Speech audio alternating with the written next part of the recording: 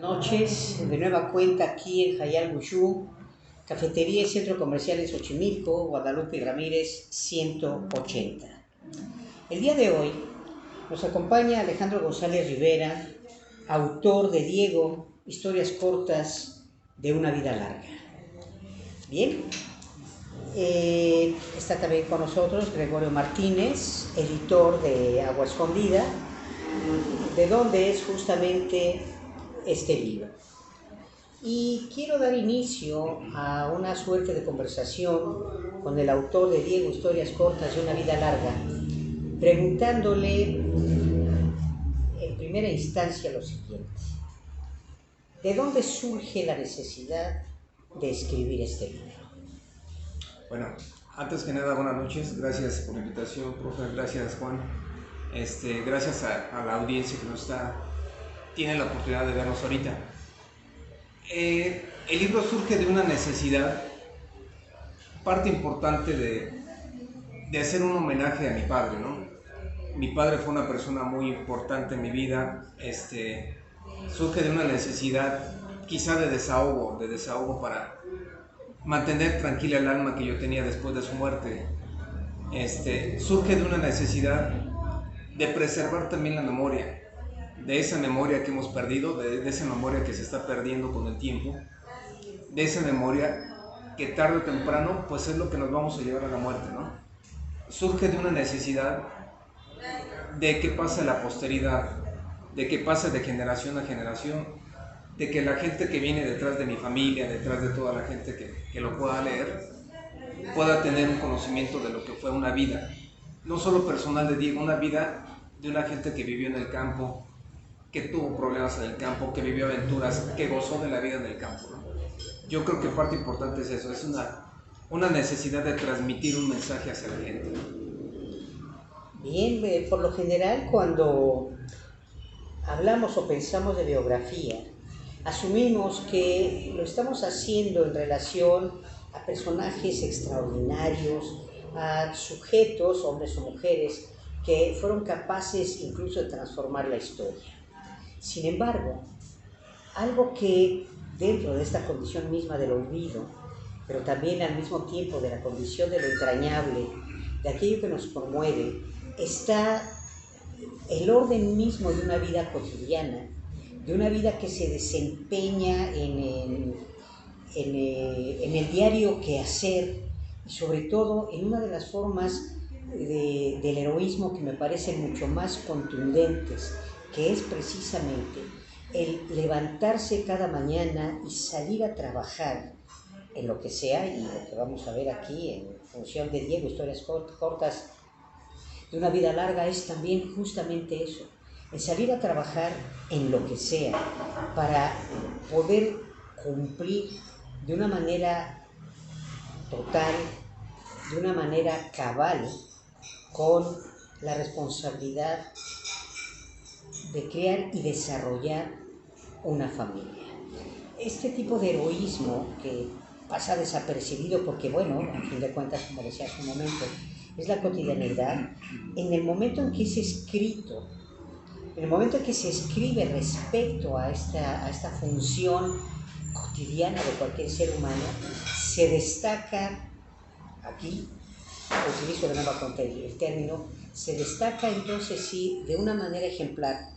Y lo que tú mencionas, Alejandro, es importante porque has dicho, es una forma de homenaje y una manera de recuperar la memoria también. El homenaje y la memoria de un hombre que pudiera parecernos común. Ningún ser humano es común, toda historia es fundamental. La historia personal de cada quien es, a fin de cuentas, un universo de posibilidades realizadas, de anhelos concretados y de sueños que probablemente se habrán quedado también un tanto cuanto en el camino. Pero desde esta perspectiva, entonces, el sentido del diario acontecer de tu padre, de don Diego González, es justamente lo que destacas. ¿Qué del libro, ya que estamos hablando de él, qué del libro te parece a ti más importante en función de que el lector se acerque a ello y qué es lo que esa parte del libro puede dejarle. Claro. Tocó un tema bien importante, profe. Una palabra que se me hizo muy importante. El héroe. El héroe, obviamente todos tenemos un héroe personal, ¿no? Y creo que es una parte fundamental en el libro, porque para mí mi papá era mi héroe, ¿no? Mi mamá fue mi heroína. Ahora, la sociedad actual está perdiendo eso. Nos hace falta tener una figura de un héroe, alguien a quien admirar. En mi caso, yo creo que una parte fundamental en el libro, obviamente desde la infancia, no quiero demeritar puntos ni nada, pero desde que nació mi papá fue importante, ¿no? Su infancia fue parte primordial en lo que formó el carácter de mi papá, ¿no? Quiero resaltar algo importante, los valores que dejó mi papá. Este libro está lleno de valores de humildad, de tenacidad, de lealtad. Creo que es un libro que en cada letra, en cada palabra van a encontrar eso, una lealtad, un amor hacia la familia, hacia los hijos, un amor hacia la naturaleza, ¿no? Creo que parte importante es eso. La gente que lo lea se va a dar cuenta que estoy transmitiendo un libro con lealtad, con armonía, con paz, pero también un libro con superación, ¿no? También con tristezas, pero tristezas que se superaron en su momento, ¿no? Yo creo que la gente se va a atrapar por eso, porque es un libro lleno de valores que quiero pensar les va a cambiar un poco la vida, ¿no? Y de una manera u otra, y si bien entendemos que don Diego nace en el Jichú, en Guanajuato, y que inicia su trabajo como un trabajador en el campo, y posteriormente llega a una mina, en fin, posteriormente emigran hacia otros lugares, llegan hasta la Ciudad de México. El recorrido que se hace a lo largo de este relato de una existencia también nos remite a la historia de México a partir del segundo tercio del siglo XX, ¿no? Don Diego nace en 1930 y esto nos permite imaginar el contexto, tanto el contexto rural como el contexto urbano en el que se fue desempeñando la vida de don Diego, ¿no? Y esto creo que también es importante destacarlo, porque hay ciertos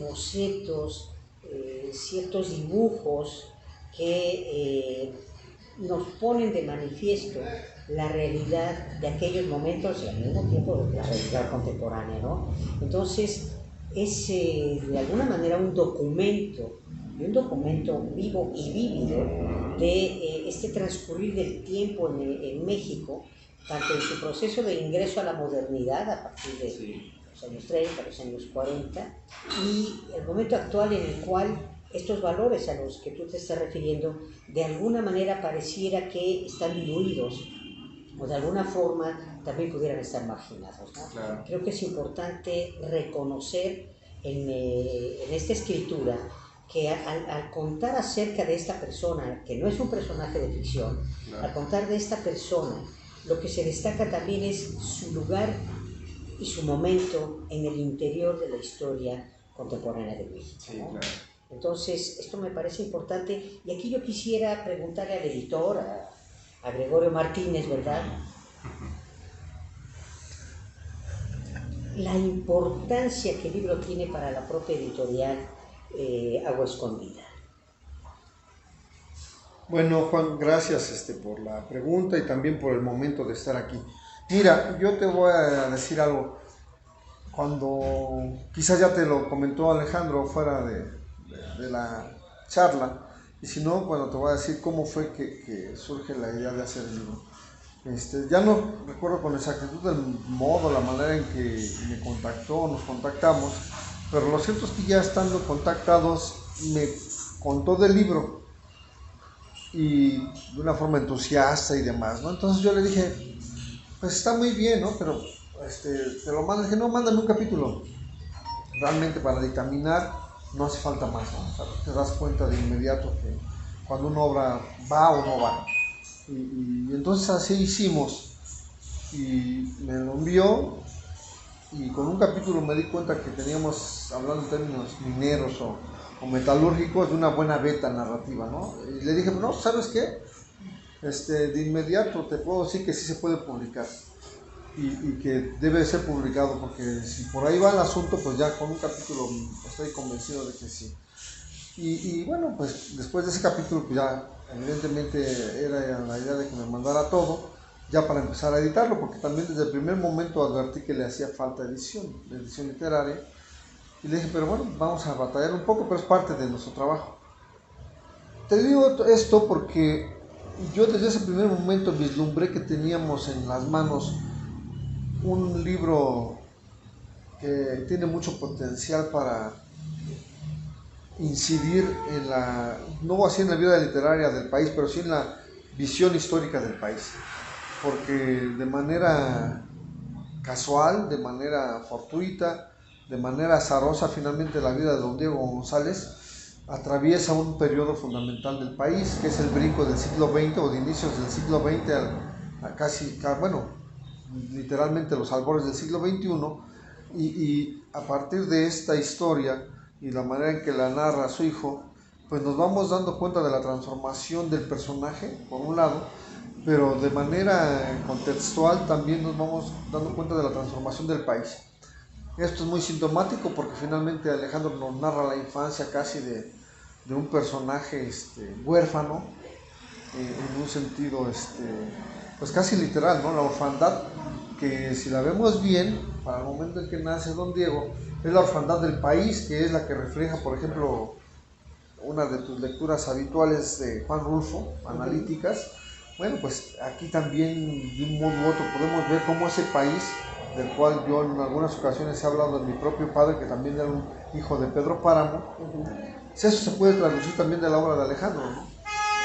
El nacimiento de un niño que tiene que librársela, y como viene en el libro, a los 5 o 6 años de edad, pues ya tiene que empezar a trabajar. Lo cual pues no es un caso único en esos años en el campo mexicano, ¿no? Realmente era muy habitual que hasta el día de hoy yo creo que debe haber algunos niños que trabajan en el campo, pero no como por ley que era en esos años, ¿eh? Por ley él tenía que irse a trabajar y a hacer lo que hacía, ¿no? Sin embargo, sí resulta extraordinario la manera en que don Diego, en primera instancia, recuerda esos momentos tan impresionantes y tan vívidos, que lo narra a su familia, no creo que nada más a Alejandro, se los narra a su familia, pero como aquí entra también una cuestión, no voy a decir del machismo, sino del paternalismo en México, la figura del varón era fundamental. Entonces de algún modo u otro tenía que decírselo para que se hiciera hombre, quiero yo pensar, un hombre de bien. Entonces todo eso se trasluce, hablando de cómo se educaba, cómo se vivía el México del siglo XX a partir de la década del 50 para adelante, en el campo, y sobre todo la Sierra de Quichú hasta el día de hoy sigue siendo un poco apartada, pero en aquellos años prácticamente era inaccesible.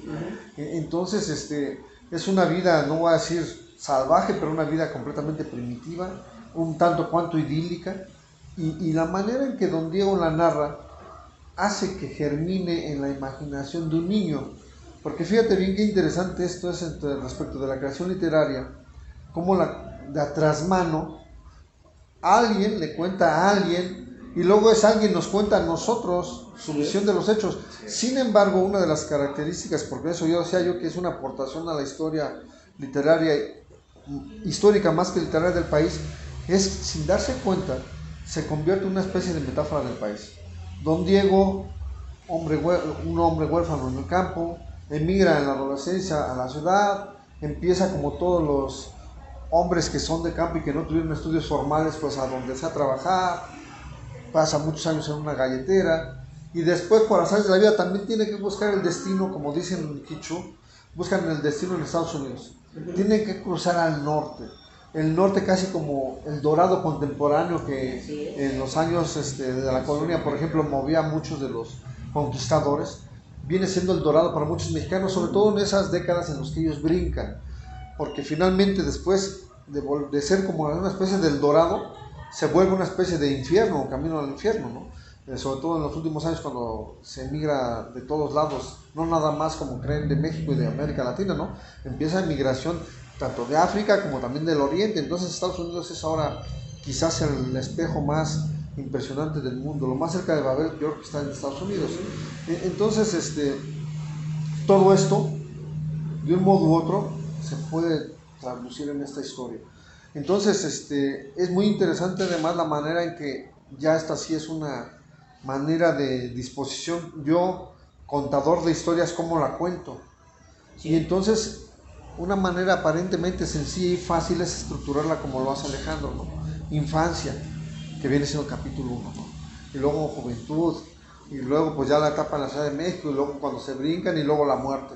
Y creo que en esa manera en que se estructura le permite a él recuperar, uno, la historia, y sin darse cuenta le permite compartir con el lector esa misma historia para que le sea asimilable. Por eso esto que tú también decías de entrañable y que él ha enfatizado es muy cierta, porque se vuelve completa y totalmente entrañable.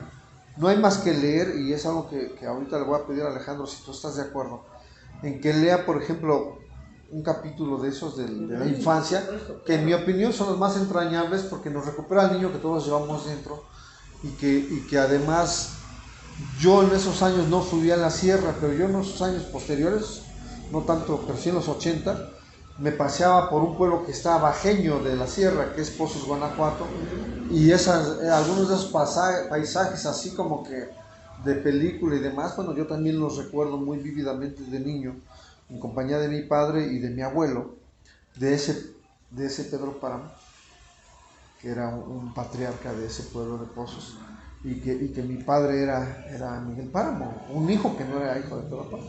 Entonces, pero era hijo de Pedro Páramo. Entonces, hay muchísimas historias ahí que se entrecruzan y demás.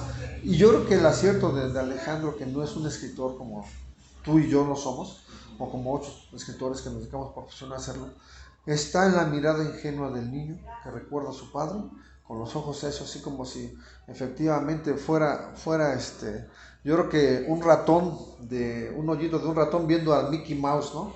O sea, realmente yo quiero ser ese ratonzote, ¿no? Entonces, más que un héroe, sí es un héroe en ese sentido de alguien que ha superado tantas vicisitudes, porque aquí las vamos a ver cómo efectivamente es un hombre que a los gringos les contaré una historia, es un hombre que se forja a sí mismo y que tiene que machetearle mucho y todo, y que quizás lo más importante lo consigue, que fue finalmente el formar una familia, que posiblemente por su origen era una de las cosas que más le dolía, ¿no? El tener un origen en el cual él hubiera querido que su madre fuera más madre, como entendemos o nos vendieron la idea a todos el 10 de mayo, ¿no? De esa madrecita abnegada y que a todos los niños y a hijos quiere. Bueno, pues ya sabemos que también las madres se encabronan, te chingan y te jalan las orejas, pero también hay esas madres que te llenan de amor. Entonces, creo que todo eso confluye para hacer un análisis bien interesante.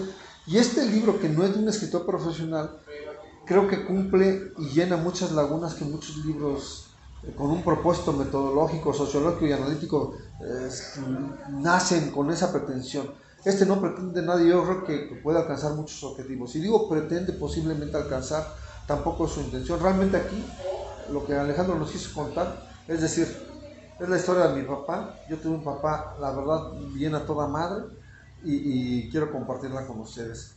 Y creo que esa es la cualidad mayor del libro, la ingenuidad con que el narrador nos transmite la historia de su padre, y siempre con una visión donde el amor es el filtro que te pasa todas las imágenes, incluyendo la muerte, que a mí es la parte que menos me gusta, ¿no? Porque como en todas las historias, ¿no? Nos gustaría que los finales fueran felices, pero finalmente sí, a mí me súper encanta toda la parte primera de las aventuras de la infancia y de la juventud de Diego.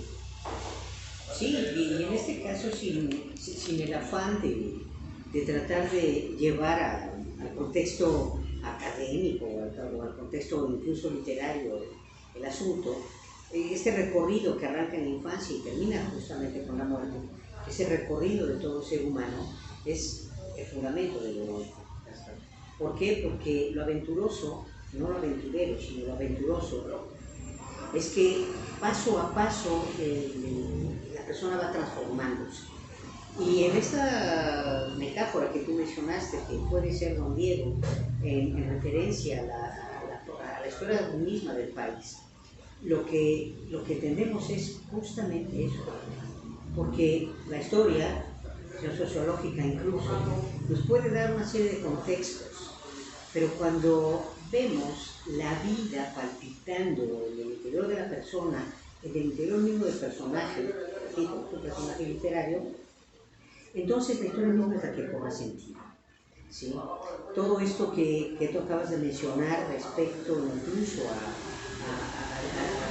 la relación con los modelos que en la literatura podemos asistir a ellos y más o menos formarnos una idea de lo que pudo ser o puede ser la vida rural, por ejemplo, o la vida dentro de las goteras de las ciudades, finalmente está encarnado en un sujeto que caminó la existencia como la camina cualquier otro, como la caminamos nosotros, y es ahí donde radica la importancia justamente de esas vivencias, de ese ser en el interior de la vida sin pretender darle un sentido, como decía San Jean-Paul Sartre, ¿verdad? Sí.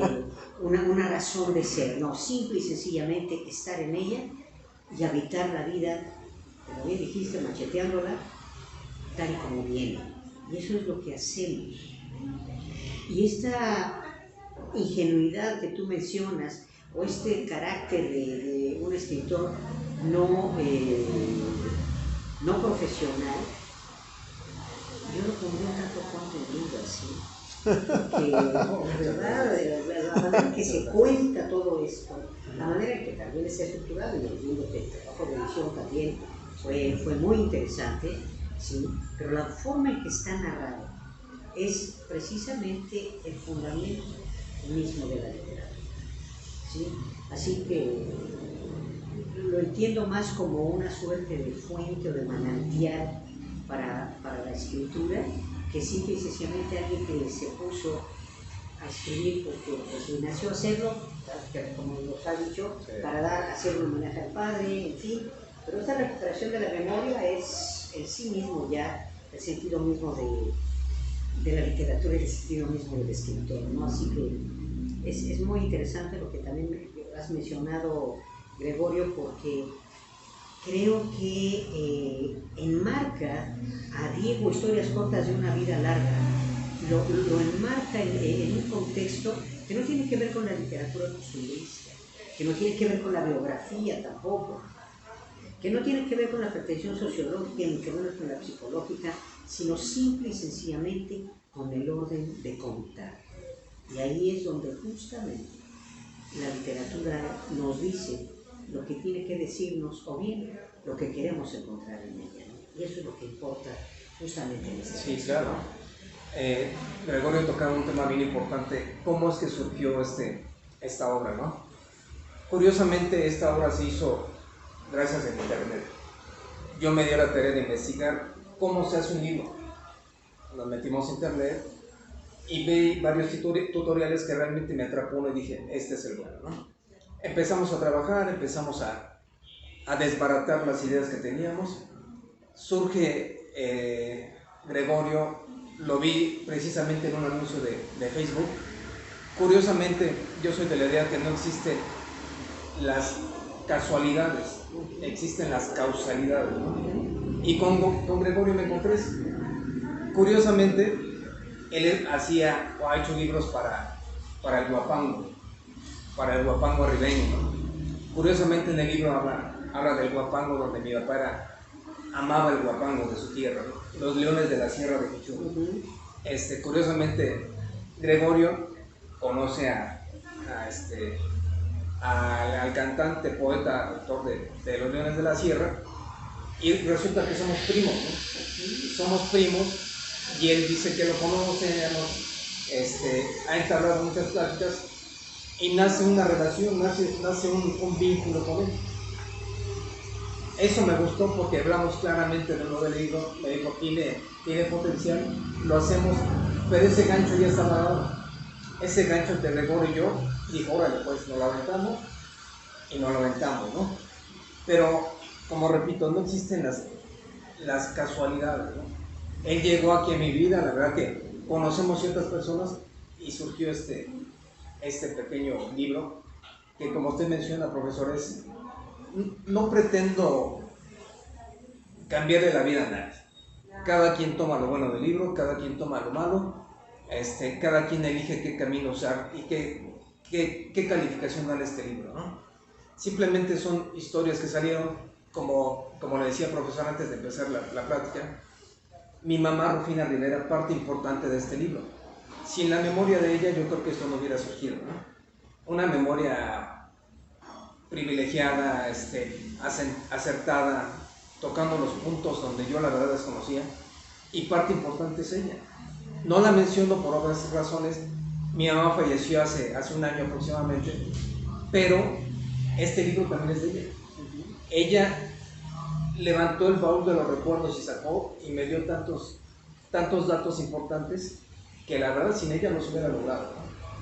Como repito, es un libro hasta de alguna manera, como dice Gregorio, ingenuo, de un niño que lo hizo ingenuamente, pero es una manera muy limpia. Alguien me platicaba una vez que los borrachos y los niños siempre dicen la verdad, ¿no? Y creo que en este libro pues está toda la verdad, ¿no?